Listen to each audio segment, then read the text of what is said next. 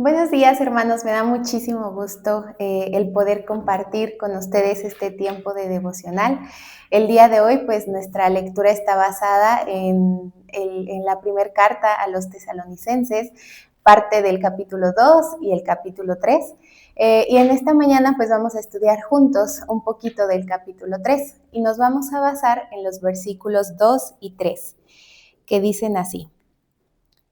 Y enviamos a Timoteo, nuestro hermano, servidor de Dios y colaborador nuestro en el Evangelio de Cristo, para confirmaros y exhortaros respecto a vuestra fe, a fin de que nadie se inquiete por estas tribulaciones, porque vosotros mismos sabéis que para esto estamos puestos.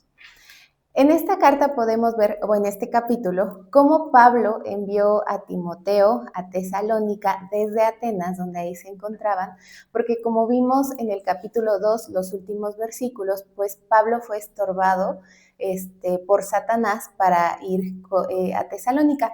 Pero él sabía la necesidad que tenía de ir con los hermanos, así que con el fin de que enviara un representante, pues envió a Timoteo. ¿Por qué? Porque en ese momento la iglesia estaba pasando por persecución, estaban pasando por momentos difíciles y Pablo sabía que necesitaba alentar y fortalecer a la iglesia de Tesalónica. Por eso, pues Timoteo fue en su representación para animar a los hermanos de ese tiempo. Y de estos dos versículos, Dios habló a mi vida dos puntos importantes que son los que vamos a ver ahorita. El primer punto son las pruebas, que es necesario que pasemos por pruebas y que las vamos a vivir, no las vamos a poder saltar en nuestra vida. Y el segundo punto, la necesidad de estar unidos como hermanos para alentarnos y animarnos. Y primeramente vamos a enfocarnos en la parte de las pruebas. Las pruebas y las dificultades, como les decía, no las vamos a poder evitar. E incluso en estos versículos, esto se les dice a los hermanos, porque dice, a fin de que nadie se inquiete por estas tribulaciones, porque vosotros mismos sabéis que para esto estamos puestos. Y aquí podemos pasar los tiempos difíciles y las pruebas o los momentos duros no significan que Dios no nos ame o que Dios nos haya olvidado, sino que dentro de esas pruebas podemos confirmar ese amor grande que Dios tiene para cada uno de nosotros. ¿Por qué? Porque en las dificultades vamos desarrollando carácter. Y aquí es donde nosotros podemos tener dos caminos. El primer camino, que sería frustrarnos, enojarnos con Dios porque estamos pasando tiempos difíciles y dejar que el enemigo gane la batalla por encima de nosotros porque nos vamos a alejar de Dios. O el segundo camino, que es nos mantenemos firmes, enfrentamos las situaciones y nos tomamos de la mano de Dios para pasarlas de forma más sencilla de lo que las podemos estar viviendo y pasarlas con gozo. ¿Cómo con gozo? En el libro de Romanos y en el libro de Santiago nos hablan acerca de las dificultades. Aquí en Romanos 5, versículo 3, leemos que dice, y no solo esto, sino que también nos gloriamos en las tribulaciones, sabiendo que la tribulación produce paciencia. Y en Santiago 1, los versículos 2 y 3 nos dicen, hermanos míos, tened por sumo gozo cuando os halléis en diversas pruebas, sabiendo que la prueba de vuestra fe produce paciencia. Y aquí cuando la palabra de Dios nos dice que nos gloriemos o que tomemos por gozo las pruebas, es de que nos podemos alegrar en esos tiempos de sufrimiento, en esos tiempos de dolor. No significa que nos guste sufrir, porque no va por ahí la cosa. A nadie de nosotros nos gusta sufrir o pasar por momentos difíciles, sino porque como hijos de Dios sabemos que todas esas circunstancias nos van a ayudar a fortalecer nuestro carácter. Se va a ir formando en nosotros el carácter de Cristo y nos vamos a ir haciendo dependientes de Dios, haciendo que Él crezca en cada uno de nosotros. Y si vemos ambas citas, nos mencionan que en la prueba se produce paciencia. Aquí en la traducción original, en el griego, la traducción de la palabra paciencia viene de la palabra upomone, que significa permanecer bajo o aguantar. ¿Esto qué quiere decir? Que la paciencia va a ser la capacidad que Dios nos va a dar a cada uno de nosotros para soportar las pruebas. Y esto no es algo que humanamente van a hacer de nosotros de la noche a la mañana, o que solos vamos a poder sobrellevarlo, sino es algo que vamos a ir soportando poco a poco, porque el carácter de Cristo va a ir creciendo en nosotros, el fruto del Espíritu va a ir creciendo en nosotros, que es la meta que debemos tener en nosotros el fruto del Espíritu y el carácter de Cristo, de acuerdo a lo que vemos en las Escrituras. Es por esto que necesitamos pasar por esos momentos de prueba, por esos momentos de dificultad. ¿Para qué? Para que cuando estemos en la tormenta, como Jesús, descansemos en la barca.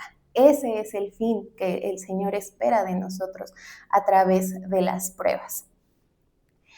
Y también el segundo punto es estar acompañados, porque en las pruebas Dios no nos dice que no las vamos a vivir, sino nos dice que las vamos a vivir, pero que Él va a estar con nosotros. Y les voy a leer Isaías 41:10, que dice: no temas, porque yo estoy contigo. No desmayes, porque yo soy tu Dios que te esfuerzo. Siempre te ayudaré y siempre te sustentaré con la diestra de mi justicia. Y así como Dios está con nosotros, que nos lo confirma a través de este pasaje, que Él nos va a fortalecer, que Él nos va a sustentar y Él nos va a ayudar, también necesitamos a nuestros hermanos en Cristo.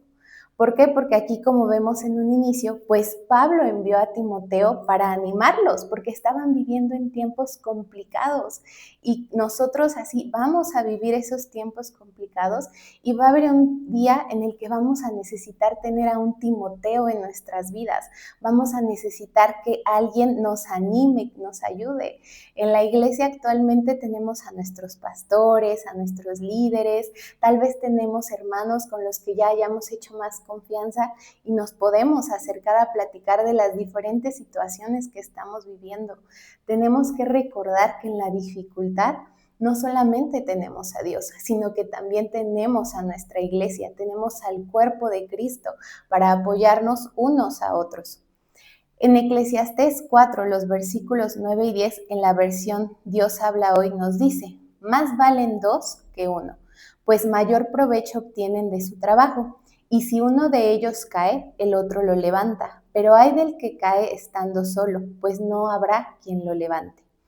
Y en la vida no es para que estemos solos o para que estemos aislados. Nos necesitamos unos a otros. Es parte también del instinto de supervivencia del ser humano, el compañerismo. Y a veces nos cerramos porque a lo mejor vivimos la traición de alguna persona y decidimos cerrarnos porque traicionaron nuestra confianza, pero tenemos que recordar que nuestra función aquí en la tierra es servir a Dios y también servir a los demás. Tenemos que servirnos unos a otros. Por eso, si hemos pasado por alguna situación en la que alguien ha traicionado nuestra confianza, pidamos a Dios que sane esa herida de nosotros para que podamos abrirnos con nuestros hermanos en Cristo, para que veamos que no estamos solos, sino que hay un Timoteo en todo lugar, hay un Pablo animando y exhortando a través de las cartas. ¿Por qué? Porque necesitamos siempre acompañarnos de nuestros hermanos en Cristo, porque como leíamos, si uno cae, pues el otro lo levanta y vamos a caer, somos seres humanos y en algún momento algo vamos a vivir que nos va a lo mejor a querer tirar, pero si tenemos a nuestro hermano con la ayuda de Dios nos va a levantar para que fructifiquemos. También en Primera de Pedro, capítulo 5, los versículos del 8 al 9 dicen: sed sobrios y velad, porque vuestro adversario el diablo, como león rugiente, anda alrededor buscando a quien devorar, al cual resistid firmes en la fe, sabiendo que los mismos padecimientos se van cumpliendo en vuestros hermanos en todo el mundo. Aquí vemos que el diablo está detrás de todo hijo de Dios alrededor del mundo y que lo que nosotros estamos viviendo actualmente puede que alguien más lo esté viviendo del otro lado del mundo. Por eso es importante que nos apoyemos en oración en nuestra iglesia local, apoyando al hermano que vemos en necesidad.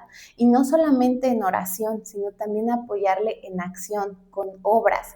Apoyémonos de esta forma y por nuestros hermanos que están en otro lado del mundo, apoyemos en oración. Oremos por aquellos que están en persecución por compartir el evangelio, también por los enfermos. No importa el lugar donde estemos, porque todos somos un mismo cuerpo en Cristo. Si nos mantenemos firmes en la fe, como iglesia vamos a seguir creciendo y en las dificultades, pues mantengámonos también firmes, firmes en la fe, firmes en la prueba, y acompañados en la fe. Que Dios les bendiga.